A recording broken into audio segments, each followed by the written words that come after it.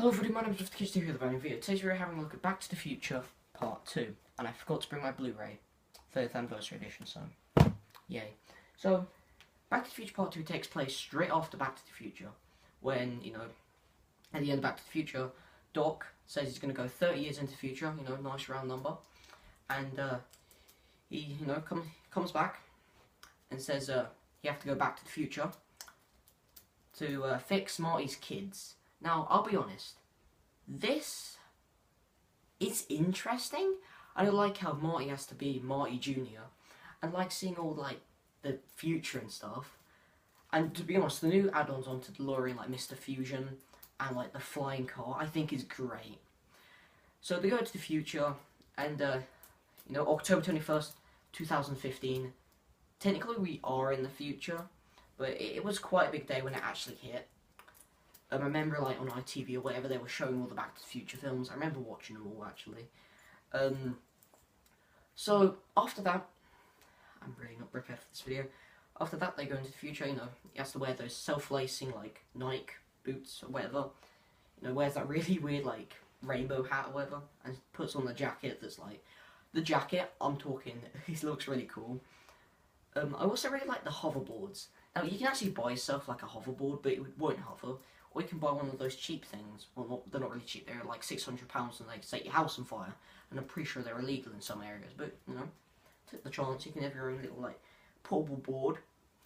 I don't know. But you can get, like, yourself a replica of the hoverboard. It doesn't hover, but it still looks pretty cool.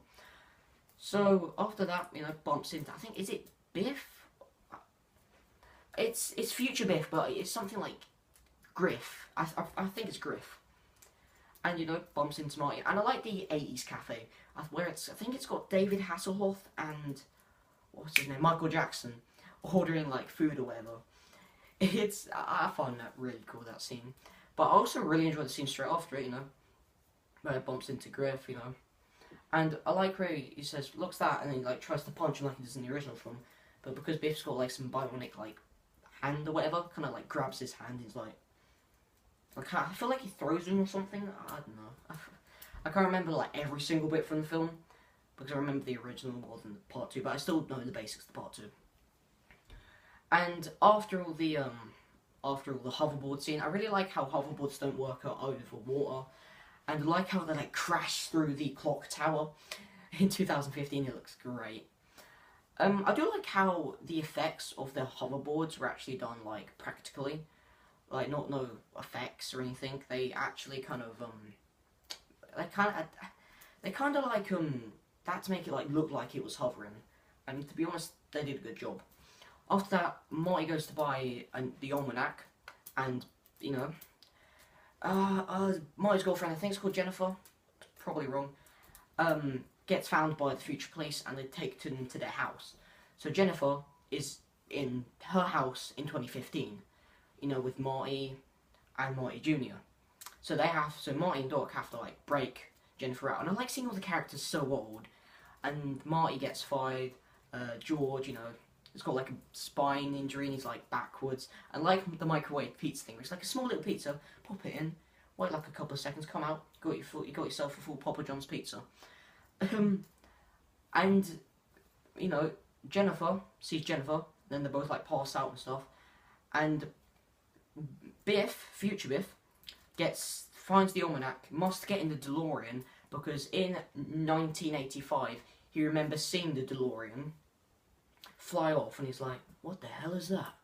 And then, he sees it again in 2015, takes it, I think goes all the way to 1955, I believe, and gives Biff the almanac that he uses for gambling to make himself a billionaire, and kind of, like, rules the area. So when I go back to 1985, after they've screwed up everything, they realise that Biff, is a billionaire, and, there's like robbers, people with guns, people with barricaded houses, and Marty tries to go into a house, realises that it's not his house, Biff is Marty's father, and George died like 8 years ago. So you've got all this stuff happening, and Biff nearly kills, Marty, but Marty, like, kind of, like, steps off the building, and then, like, he's standing on the DeLorean, and then the door, like, comes up and, like, knocks Biff out. It's really, really cool seeing that. I really do. like it, how like with a simple thing, the world could just change. So they have to go back to 1955 with two Martys in 1955, the one from Back to the Future and one from Back to the Future 2. So there's two Martys. So Marty has to avoid him doing Johnny Be Good, and there's like two Martys.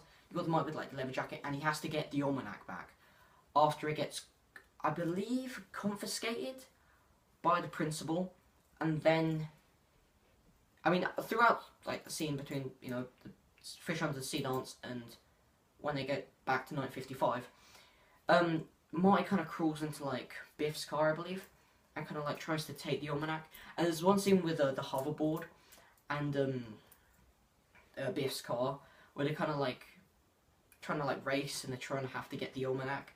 And I like how right at the end there's like a chain of like, I can't think of what it's called, but like it's like a little chain that Marty grabs onto and kind of like flies away while Biff goes into another, you know, kind of like more poo, as he does in every film, I think. And right at the end we have another cliffhanger where there's more lightning and he burns the almanac in the bucket, and Doc gets struck by lightning and taken all the way to 1855, I believe.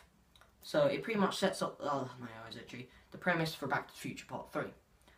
And you know, stuck in 1955, and he goes all the way back to Back to the Future Part 1, straight after Doc has sent Marty back to the future to 1985. There's a lot of times in this. So Marty in 1955 asks Doc, we need to take him back to the future and help him, and he faints. Now, I'm going to talk about Back to the Future Part 3 at some point, I don't know when. I want to do a couple more videos, for example, there's going to be a double upload again today, or I'll upload it on Friday. But yeah, what do you think about this? I think this is still a solid sequel, including if there's more, like, so many, like, you know, 1955, 2015, 1985, you know, all those kind of, like, time years kind of collide, you know?